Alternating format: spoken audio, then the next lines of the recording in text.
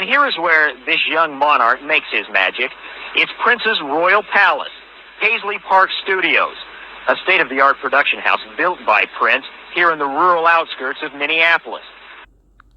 Continuing part 2, the breakdown.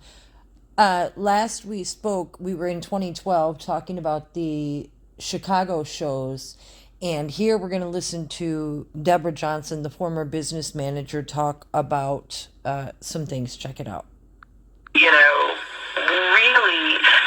wanting to raise money for these charities, but I would ask all the questions like, what's the money going to be used for? What's 501c3 status? And it just was all always a little vague for me. And his own charity was disqualified. So I started doing some research into his own charity, and I saw that it had lost its 501c3 status. And he just gave me this look like, you're insignificant, nobody cares about you, or are you going to bless this and give us some money?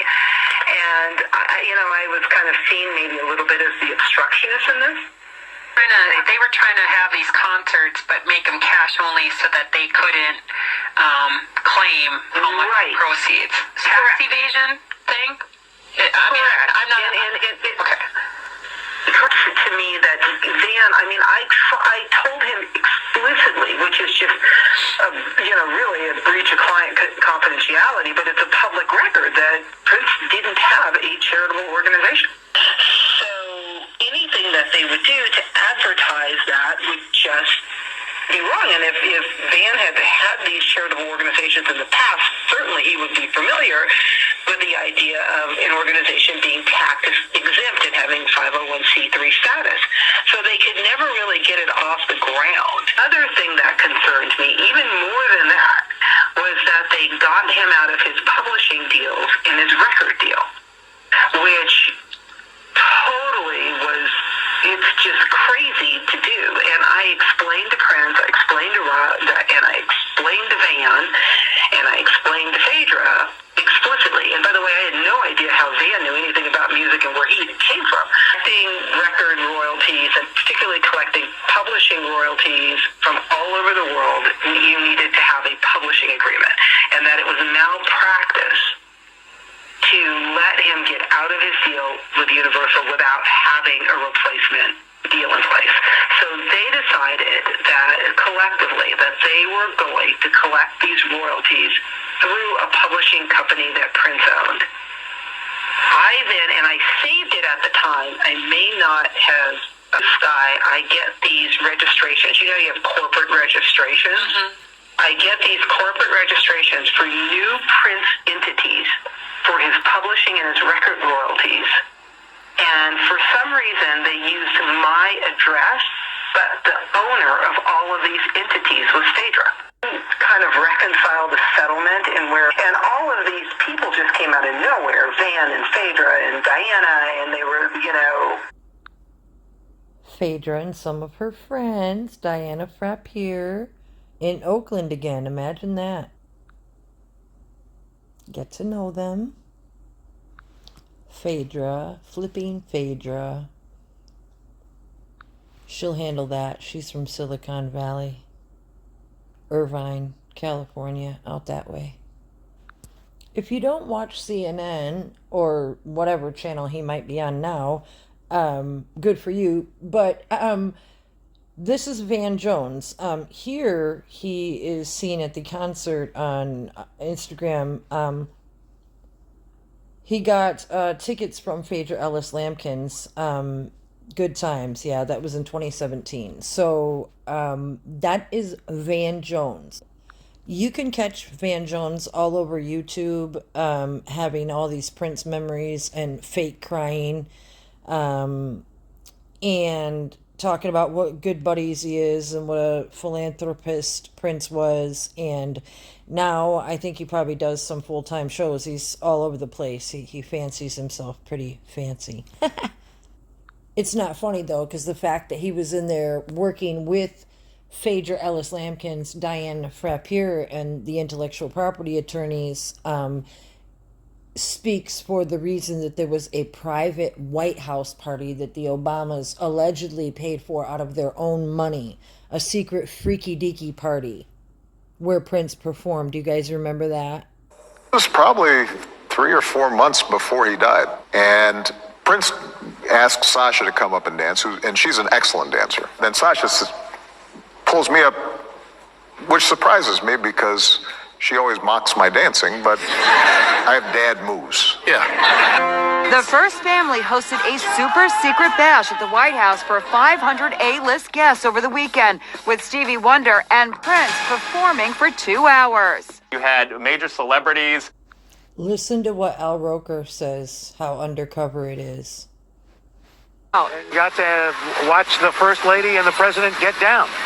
So it was, but to see Prince and then Stevie Wonder. Other guests included Tyler Perry, Halle Berry, James Taylor, John Bon Jovi, Gayle King, and Angela Bassett. White House spokesman Josh Earnest defended the secrecy surrounding the party and claimed the President and First Lady paid for it out of their own pocket. They said that Obamas themselves are paying for this, but they have not said how much the whole event cost or how much they're paying. So Van Jones's face is all over CNN, just everywhere, and that's where those connections come from, as well as the 2016 New Year's Eve party with the Russian oligarchs. That White House party, by the way, was on June 15th, 2015. That was just a week after the Go phone was set up in Renville Wellington's name. But we're not there yet. I just wanted to mention that. 6/15/15. That would be 666 in June. Moving into 2013, though the song Breakdown hadn't been released until 2014 as part of the album, as well as 5.5 months before that as a standalone single, it was played live throughout 2013, and it was played for the first time at the Dakota Jazz Club on 1/19/13, because in 2013 the breakdown just started getting real hardcore. Now, also noteworthy is that Jorge Mario Bergoglio became the Pope on 3/13/13. Just going to keep going through 2013 here. Now, this is something super important that happened at Paisley Park in May of 2013. In May of 2013, there was some fires and, smoke alarms and things like that. But there was a phone call in which an individual reported that she had been raped at Paisley Park. Now, what's important about this is because I'll share with you, they go on to do the investigation. Here's the investigation, 5/22/13, the incident report. Now, they say that the subjects involved are Nelson, Prince Rogers, and some people's names who they blacked out, of course, and suspicious phone call, possible rape. Now, this is what they allege happened, that a woman from South Carolina received a phone call. When she picked up the phone, she didn't recognize the number, but the lady on the other end stated that she had been raped and asked for her to call the police. She then hung up. So the number was registered to Paisley Park, and so the lady hung up and then called, Carver County, and they talked about it, and yada, yada, yada. The lady said when she hung up the phone, she called the number back. She said it went to a voicemail for Paisley Park, you guys. And then she called the local police department. They told her to call Carver. Now, they said Carver did that they drove to Paisley Park to meet with Deputy Randall. They talked, they did this, that the gate to Paisley Park was open, but there were no cars in the parking lot. It's not uncommon for the gate to be open overnight. There was no vehicles, etc., etc. And they talked to the key holder, and they said that they didn't have any staff on Paisley Park that night. There would have been no deliveries. Caller IDs. They said that usually when somebody gets a call from Paisley Park that it comes up unknown. So then they asked if they could do a walkthrough, and the key holder to the building, which to my research would have been Kirk Johnson, said that only Prince had a key and that he was the only one who would let people in or out. On some occasions, Prince would give the key to the building when he was in town. However, Prince had not done that this evening. So it's interesting that they say that this Prince was the only one with the key, but that's not what we're talking about right now. The thing is, this rape that was reported. It was reported, and then they researched it, and the Carver County called it an incident of swatting. They went out, they said they did this alleged investigation, which we just looked at together.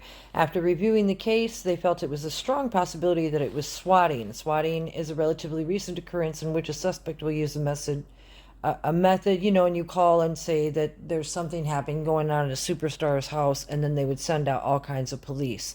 So this is a phony baloney story, because I'll tell you why, you guys. If you stay with me throughout the rest of this investigation, we find out that this officer did these calls, and that they say the originating number did not belong to Paisley Park, that they ran these lines through Integra Telecom. And then later on in the investigation, when those two phone calls that Kirk makes at 7:49 and 7:51 were being made, those were through Integra as well. But then what they did is they took those lines and they transferred them to another telephone company, which they called Electric Lightwave. And if you follow the investigation, what I'm alleging is during this time in 2013, during the time that this rape was reported, is that Ann Tollefson, who was with Integra in 2016, they called it Electric Lightwave, you guys. What they were doing was setting up all these LLCs and doing business as DBAs. And you can see here it says www Integra Telecom. Okay, but then the header says Electric Lightwave. And then, of course, down here at the signature, Electric Lightwave, formerly known as FKA Integra. Because all throughout this investigation, what they do is take the names and change them.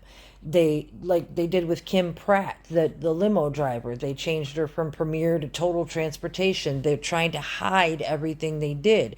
And this phone situation with Ann Tollefson, I'm alleging,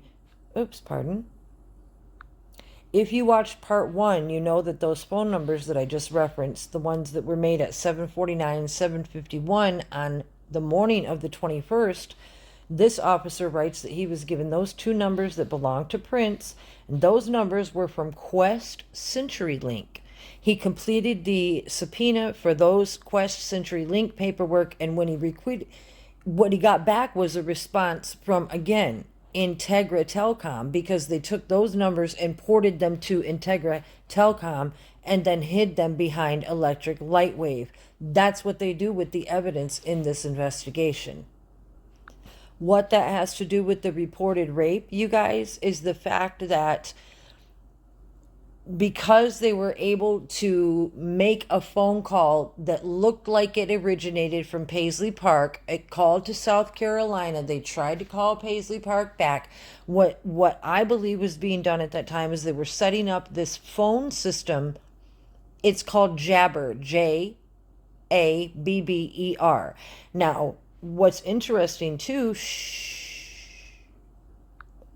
Ann Tollefson, who keeps signing all the telecommunications paperwork, shares in her LinkedIn account that she worked for Electric Lightwave, FKA, formerly known Integra, May 2008, December 2016, Golden Valley, Minnesota, executive support, etc., etc. I was the go-to person that set up and did troubleshooting of the teleconference equipment. Teleconference is the Jabber I was talking about. I created a manual for users to make it easier to connect from different cities to the main, to the main conference in our office using Jabber video from their desktops. She created the manuals for training, etc., did all this. So I can't really tell you all about Jabber right now, but go look it up, because what it does is allows people to teleconference and act and communicate in ways that would allow Paisley Park to get away with all of these things that they did. Another really interesting point about the rape case is this detective, Beck, he said that while he was researching it, even though they called it swatting, I know that they were setting up Jabber. He said that a letter was faxed to Integra. It came back, like I said, with the name changes that I told you. But here on line 7, it says the letter response in 2013 was... Line 7, phone records show that at no time did a call originate from Paisley Park to the phone number of the reporting party. In fact, only 2 outgoing calls were made during the overnight hours, both of which were made to a number in California. The relevant part of that statement is that records show at no time did a call originate from Paisley Park, because you know what? You know what's truly weird about that is here they say that this letter from September 12th, 2016, that again is signed by Ann Tollefson, goes on to tell Detective Wagner that the call records for April 21st from 12 a.m. to 11:59 p.m., that they searched all numbers assigned to Paisley Park, and the results that there were no calls during that time period. Therefore, we have no results to disclose. So my point is the fact that the letter on 2016 says that there were no calls during that time period, and that is the same at no time did a call originate from Paisley Park thing that they're trying to say in 2013. It's with Ann Tollefson running the whole thing on the regulatory and contract specialist. It's just another way that they CYA in this investigation. Another thing that I thought was interesting was that this alleged rape call was on 5/22 of 2013, and it says that it should be noted that according to multiple sources on the internet, Prince will be in Minnesota to perform shows on 5/25/2013.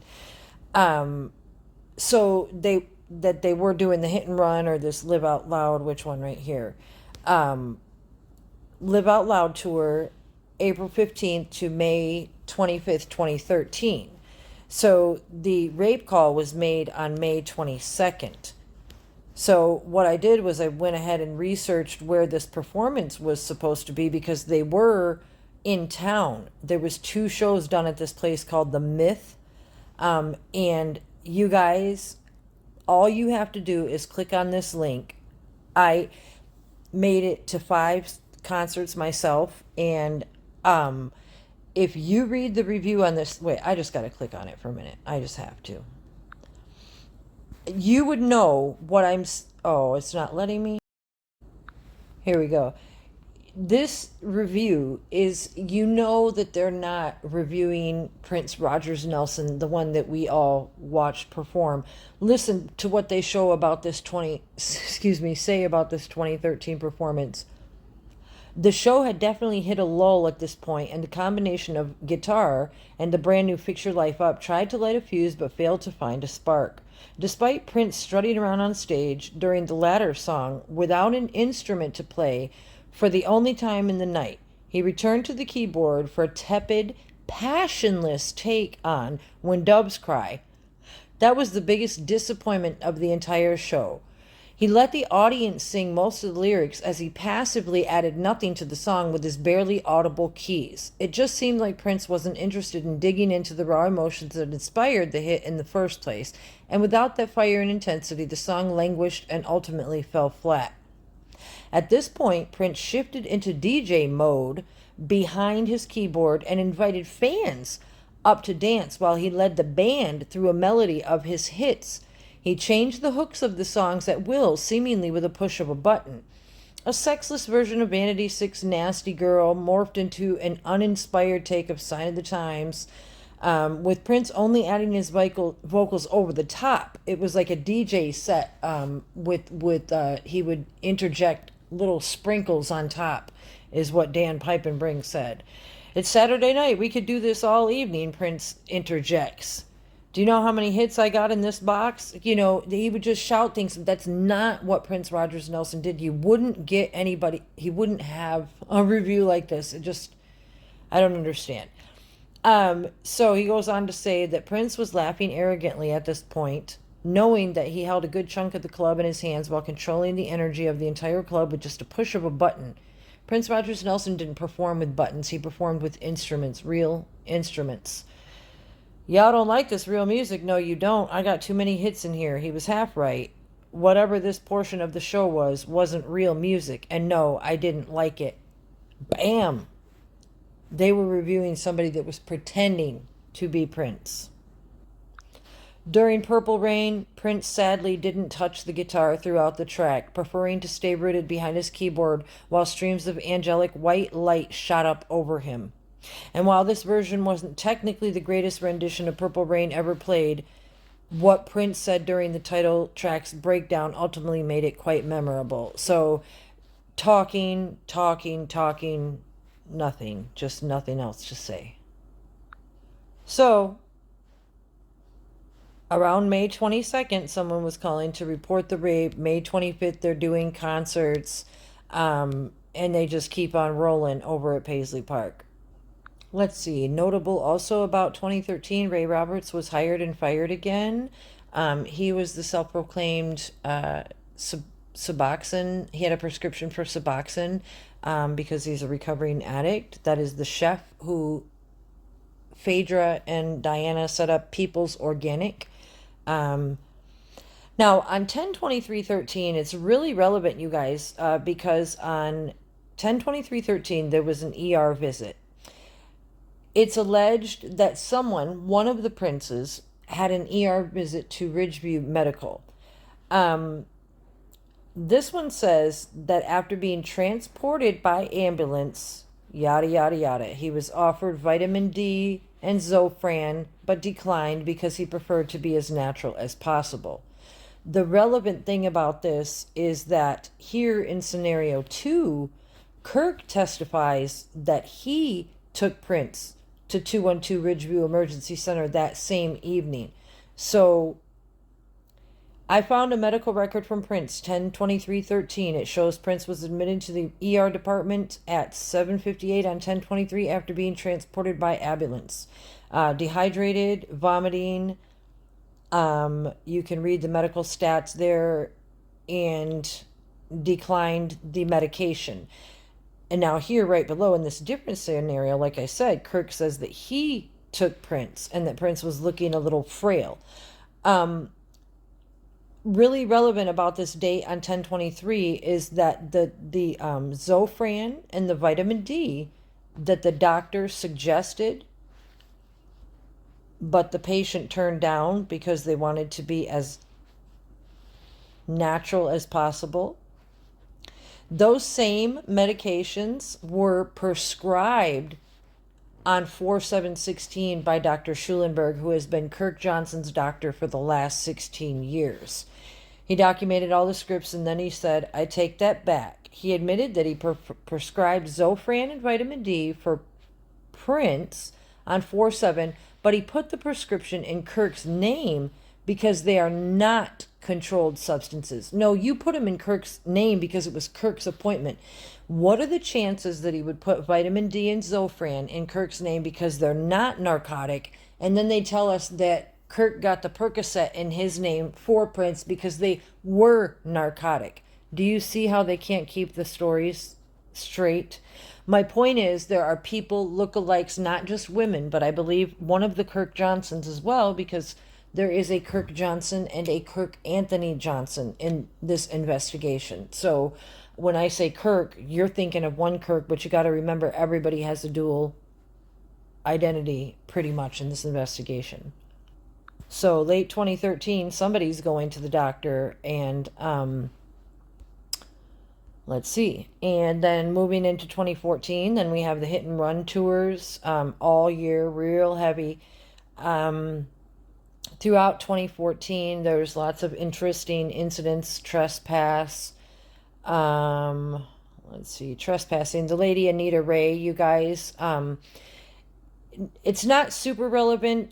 You can read up on this yourself, but it said that this lady, Anita Ray, was traipsing around the parking lot and she got a trespass. But what's relevant to me is the officer says, upon reaching my patrol car, and this was in 2014. Upon reaching my patrol car, I activated my patrol car's video camera system and using the microphone pack I was wearing. You guys, if they had video cameras and microphone packs in 2014, why don't they have them for us to see in 2016? Because the whole thing was a setup, a fake, a setup scenario. That's why the body was moved. That's why everything else. And here, like I said, Adam Hastings is asking for a video of the medical call on 4/21/2016 at or about 9:43 hours. So we know that there's video. We know that they're using video camera systems and microphone packs. And I don't know why that they don't provide more. Well, I do know why, but ask yourself why they don't provide more information on Prince Rogers Nelson death investigation. Again, suspicious vehicles at the gate, vehicle tampering. I mentioned earlier that Kim Pratt, the limo driver for 12 years, she went from Premier Transportation to Total Transportation, just changing the names all over the place and hiding, the criminal acts that they were doing with limited liability companies and doing business as DBAs. 3/14/14 was the appearance on Arsenio with the look-alike. You actually, I saw a selfie of you, or it was yours, I should say. Yeah, I did that. Yeah, that was your first? Yes. That was it. I have a son now, and Congratulations. Yes, sir. Yes, sir. And so the Arsenio appearances, these appearances, they were very few and far between. Not only were the appearances few and far between, you guys, that's why the whole reason for the everything's a secret with Third Eye Girl, 3EG, which is EG or EG. GE or GE, which is what? Egg. You guys, it's why when this alleged comeback after 2010, you got 2011 through 2016, all these concerts with Third Eye Girl showed this Prince in a wig, a lace front wig, with Third Eye Girl. And like I said, 3EG. Think about it. Third Eye Girl, talking about your pineal gland, your third eye awareness. This is why, okay? And then also 3EG, like I said, Prince and Third Eye Girl. Third Eye Girl, I said GE or GE, and I want to show you something because I told you guys before that the code name George is a code name for false flags and such. G is the third letter in the Hebrew alphabet, Gimel. Here's that alphabet. It reads from right to left, alphabet, Gimel. Gimel is the third letter. So what they do with their trickery in gematria is oftentimes they substitute the G for the 3, okay? So G and 3 are interchangeable, and that's why when you look at GE or GE, the name George, it's the same. You're getting GE or GE. It's the same either way, okay? Now also, it's 3-3 or 3-3. The reason it's 3-3, as in 33rd degree gematria, is because, again, I just explained the G is a 3, and the E, well, I went a little bit off subject, but I'm going to finish here, and then I'm going to get back to the investigation. When you do gematria alphanumerics, you guys, the G can be a 3, the E can either be a 6 or a 9 because it's upside down. You see how the G, this is what I'm trying to show you. It's GE or GE. There is no other choice. And the fact that George or G, Georgie Porgy put in pie, kissed the boys and made them cry. George Oreo, that's where the Oreo name comes from too, though. Creator puts words in my mouth like that. Jorge Mario Bergoglio, George, Jorge. Look at the date 4/21/16, 63636. That's because you take the 4 and the 2 and you add it, you have a 6. Add the 2 and a 1, you have a 3. Add the 2 and a 1, you have a 3. Bring down the other 6 and you have a 6. And what does that read? Bob George. It's a code. He was telling us this was going to happen years ago. The 6s represent Bob, B-O-B. Then turn them upside down, and I can't do that or my camera will flip, is George the other way either, because it's G-E or G-E. You never really had a choice. The world is fraught with misinformation. George Orwell's vision of the future is here. We need to remain steadfast in faith in the trying times ahead. George Orwell. He tried to tell us that everything is a symbol, to take your shaded glasses off and look at the reality around you and pay attention to what I'm saying. Our Creator loved us enough to show us who He is while He was here. Just because they're spelling George another way with Jorge, the Pope, Mario Bergoglio, don't forget the orgy, sometimes why.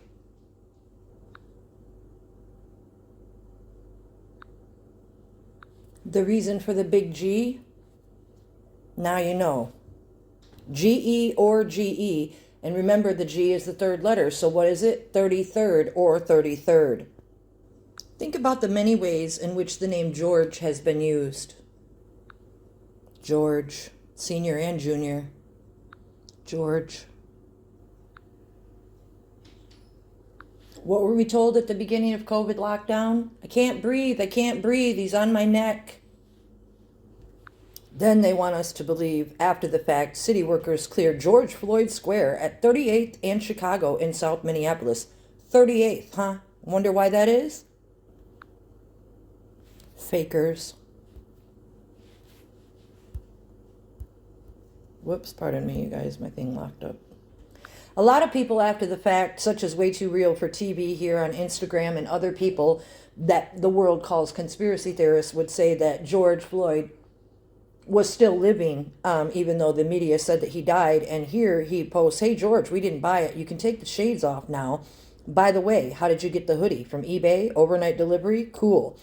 So here he's alleging that this is George Floyd here.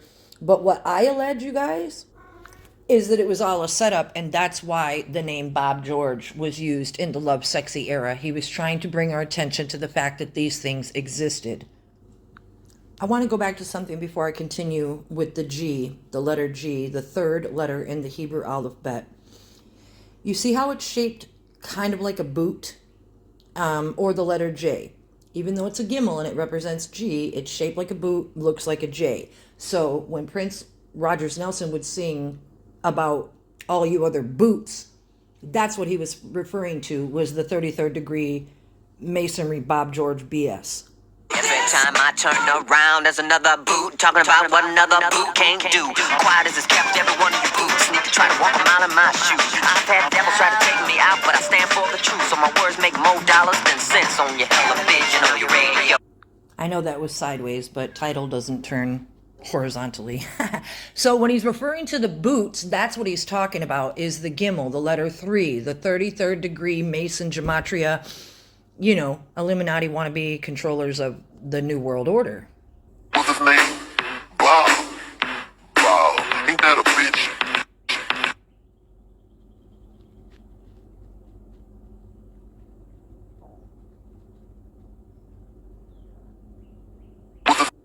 You guys can call me crazy, but if you turn that M sideways, it's a 3. And G is the third letter. So what do you have? 3, 3. Not his wife that loved him so much. No. She's guilty too.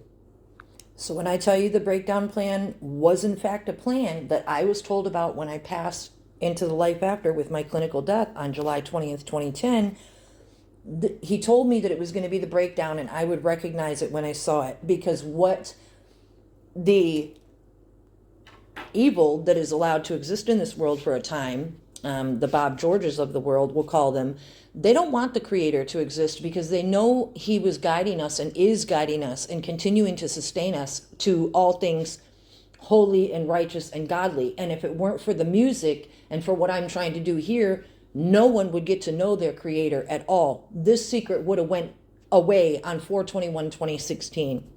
I hope you guys start listening. Remember in 2014 when I heard Breakdown, I immediately felt in the song that Prince was telling me that his time was coming to a close. He had always been smarter than the gatekeepers, and that was his message to us, that he was about to be broke down. That's what I told my family at Easter dinner in 2014. In life, by the media, scandal possibly, and yes, oh, here I said it. I even told my girls at Easter that year that eventually and probably soon they were going to try to kill Prince, as they had Whitney and, you know, Kurt Cobain and all the others, you guys. It's because it's all a plan. It's a kind of a demonic, plan. And the reason that I said that, the song and Breakdown, which I put in part 1, that melody, it was unchanging, and the rhyming words, they were too simple for our master of poetry. You know what I'm saying? Then the scream that is 3/4 of the way through. As I said in the video, when he screams, I could feel that it was his spirit coming from the inside. It was raw and real. It hurt. And I don't know if I'm the only one that cried. Furthermore, when he says there's a door that you can walk through where there used to be a wall, I knew that this meant something was going to happen where his wisdom, his bounty, his soul would be spiritually available to us because of it. Because the way he said there's a door that you can walk through where there used to be a wall, I had studied Kabbalistically, you know, the window to one soul, and then also on the Sign of the Times CD, there's that window or door up to the top right-hand corner. And this is just what I heard when I heard the song, because the song Breakdown was unlike, you know, the melody and the harmony. It was so haunting and strange and so different than anything he had ever made, and I just didn't recollect my life after life until 2020, but this is what I thought when I heard it, so it's meant to be. So back to the fake concerts, you guys, 2014, you know, all through 2011, 14, 15, 16. It's why they had people posing as Prince Rogers Nelson to do the performances, and that's why it was such a secret, and that's why the performances were so piss poor. You guys, in these concerts, he would just, in these concerts, they would just play a background track, and then he would like sing over the top. There was no live music. This is Montreux 2013. Prince Rogers Nelson didn't perform like this. He didn't DJ. He didn't press buttons. See how the audience is singing, people are on stage. Then he just holds the microphone up to the people that actually do play instruments and have talent. No performing. See, he's just in the background. Everybody else is doing all the work. Ida was playing the guitar. Hannah, the drums. When did Prince Rogers Nelson stop playing instruments? Now, he would pick up a guitar here for a quick second. And now he refers over to Donna and Ida to play. You know, no, Prince Rogers Nelson did all his solos himself. Here in these concerts, they would take these huge breaks where, of course, you know, he's just out there doing stuff, but he's not singing, he's not performing, he's letting everybody else do the performing. Shouting out questions, peppering the audience with little things, but where's the performance? Go back and read the critique that I wrote about that show before. Piss poor. Yeah, because Housequake's going to be this lame. Not you. If you know how to rock, say yeah. No. I just want to show you some stills from these concerts. Big hat. Big wig, you don't know who you're seeing. Could be anybody. Who says this is Prince Rogers Nelson? What about this? What's going on here? Wait, let me hide my face. Get my wig on straight.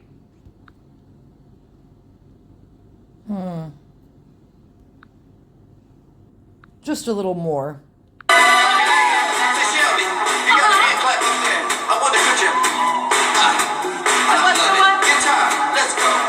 laugh, big hair, no rhythm.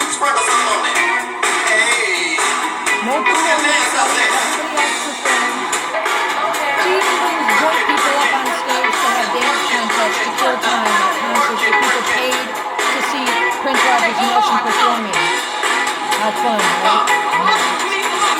Then, of course, he brings up Josh and everybody to dance while he peppers the microphone with happy sayings and dance contests because he has no talent.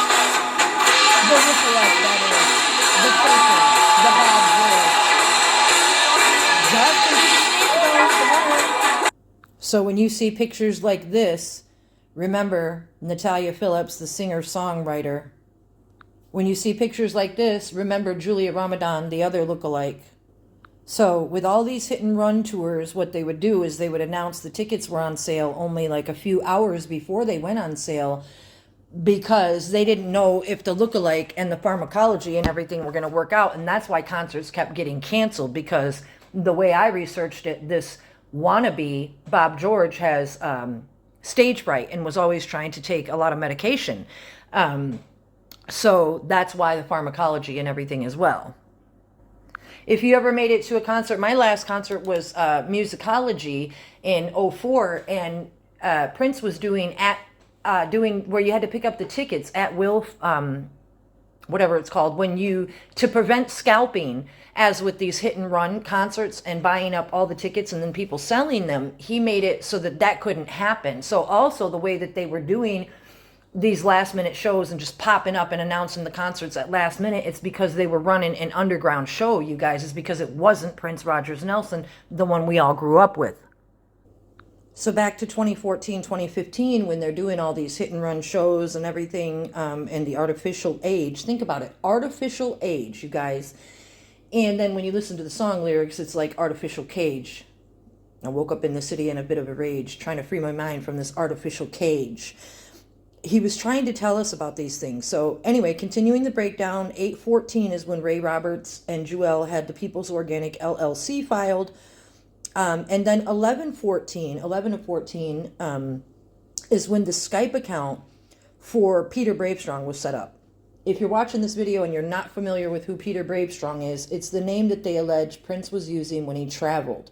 You remember I mentioned he had stage fright. They were hiding all the names, not telling the world Prince was traveling, and then they said he used the name Peter Brave Strong. Peter Brave and Strong. Think about it. Biblically, Peter is, in the New Testament, Jesus' little buddy, and they walk around doing everything together. So I think that's why they chose the name Peter, Brave and Strong, like Peter Rabbit through the briar patch. That's why the name. Now my point is, that was set up in 11/14, and when you set up a Skype account, you're going to have a video, right?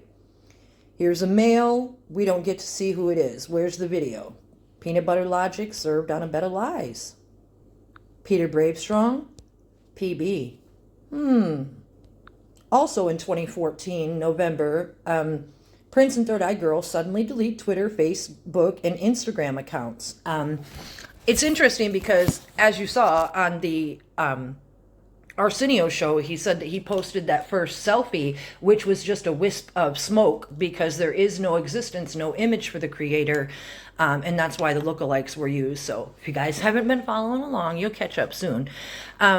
So what they kept doing was posting various things, encrypted things, as well as Julia Ramadan and everybody posting it on their Instagram, but then they all were suddenly deleted in 11/14 as well. Dan Peipenbring writes that the Beautiful Ones idea was being shopped heavily by Phaedra in 2014, and that they were, checking out with Random House and ICM partners and stuff like that. And Judith Hill also testifies to the fact that she met Kirk Johnson and Prince about this time. She said she met them both about the same time, and when she saw Kirk, Prince wasn't with them, and when she saw Prince, Kirk wasn't with them. So check out her testimony. She said that's about the same time she met him. And remember, I said Kirk Johnson and Kirk Anthony Johnson are two different people. The whole Paisley Park story goes that Kirk Johnson was Prince's best friend, went 30 years back, was the best man in his wedding, blah, blah, blah. But then when you listen to Chris Gaither and Theo talk, they say that Kirk Johnson was Phaedra's little bitch, and did everything he was told, and he was the key holder the one that they called security around Paisley Park. There are dual identities, you guys, and that's why Judith said she met them back around 2014, 2015, because that's when they were running the game. And as I showed you guys before, 2 entrances, 2 investigations going into 2015. I want to go over a couple more things that Dan wrote, because when you read the book in combination with the investigation and knowing 39 years worth of history like I do, you can put these things together. But he writes that though they were shopping the idea for the book in 2014, Prince didn't sign off on the concept until early 2015. On page 7, it is often discussed how Prince would host journalists and editors taking questions. You guys, Prince Rogers Nelson never let journalists and people in. He didn't let them have pens, notepads, recorders, anything. They had to remember their questions and their answers, and then when they got home, they had to take down the notes. Just notorious. So the fact that this Prince was hosting journalists and editors and taking questions is unheard of. That's how, another reason, we're not dealing with the same person. Now, page 19 reminds us how Prince felt about all things contractual, writing Slave on His Face. So to make a book deal was unheard of. Music publishing and the rights to the music and so forth are kind of based on book publishing, and being that Prince Rogers Nelson was leery of all contracts, why would he sign a new contract? No, he wouldn't. Trying to say that you're writing a bio about me? Girl, I hate to say it.